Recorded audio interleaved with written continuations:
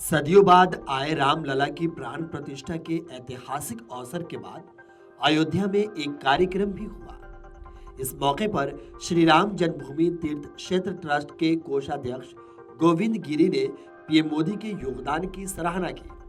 उन्होंने कहा कि यह भारत के स्वाभिमान की भी प्रतिष्ठा है। स्वामी गोविंद गिरी ने कहा, कभी कभी कोई महापुरुष हमें मिलता है और उसके चलते युग बदल जाता है। ऐसा युग बदला आज पीएम मोदी नरेंद्र मोदी लेकर आए। गोविंद गुरु ने कहा कि यह हमारा ही नहीं बल्कि पूरे विश्व का सौभाग्य है कि हमारे प्रधानमंत्री नरेंद्र मोदी जी हमें मिले। उन्होंने कहा कि मुझे खुशी हुई जब पीएम मोदी ने पूरा अनुष्ठान किया। उन्होंने आगे कहा कि जिस तरह का राजनीतिक माहौल है उसमें कोई भी कुछ भी कभी करके चला जाता है, लेकिन पीएम मोदी ने खुद को अनुष्ठान के लिए तैयार किया है। भगवान राम की प्राण प्रतिष्ठा के लिए पीएम मोदी ने खुद को भी साधा है। उन्होंने कहा कि हमने पीएम मोदी से कहा था कि आपको 3 दिन का उपवास करना है, लेकिन वह 11 दिन तक रहे। महाभारत में कहा गया है कि अनशन ही सबसे बड़ा व्रत है। उन्होंने कहा कि आप 40 सालों से ऐसी तपस्या कर रहे हैं।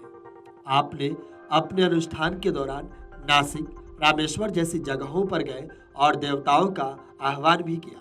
आप 11 दिनों तक भूमि शयन ऐसी भयंकर सर्दी में भी करते रहे। मुझे इस परंपरा को देखते हुए केवल एक राजा की याद आती है जिसमें ये सब कुछ था।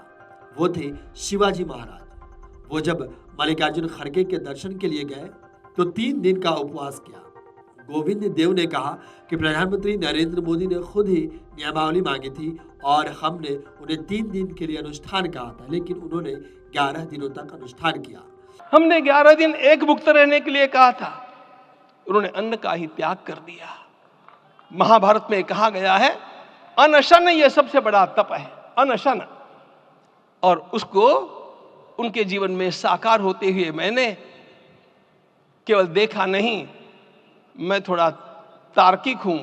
आपकी परम पूजनीय माता जी से मिलकर के मैंने उसको रिकन्फर्म भी किया था कि आपका ये अभ्यास 40 वर्षों का है। ऐसा तपस्वी कोई राष्ट्रीय नेता प्राप्त होना यह सामान्य बात नहीं है। वे इन दिनों में हमने कहा था कि आपको विदेश प्रवास नहीं करना चाहिए क्योंकि सांसर्गिक दोष भी आते हैं। विदेश प्रवास टाल दिया सांसर्गिक देशों के इस दोषों की संभावना के कारण, लेकिन दिव्य देशों का प्रवास ऐसा किया। नासिक से आरंभ किया, गुरुवायूर गए, श्रीरंगम गए, रामेश्वरम गए।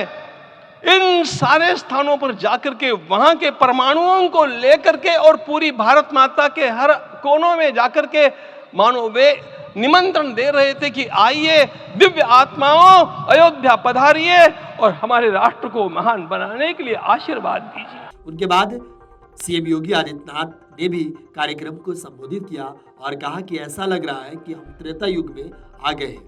आज हर राम भक्त के हृदय में प्रसन्नता है और संतोष का भाव है। भारत को इसी दिन की तो प्रतीक्षा है। इस इंतजार को 5 सदियां बीत गई है।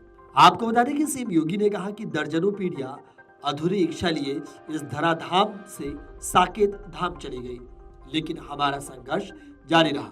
श्री राम जन्मभूमि पूरी दुनिया का ऐसा पहला प्रसंग होगा जहां किसी देश के बहुसंख्यक समाज ने इतने सालों तक इतनी लंबी लड़ाई लड़ी।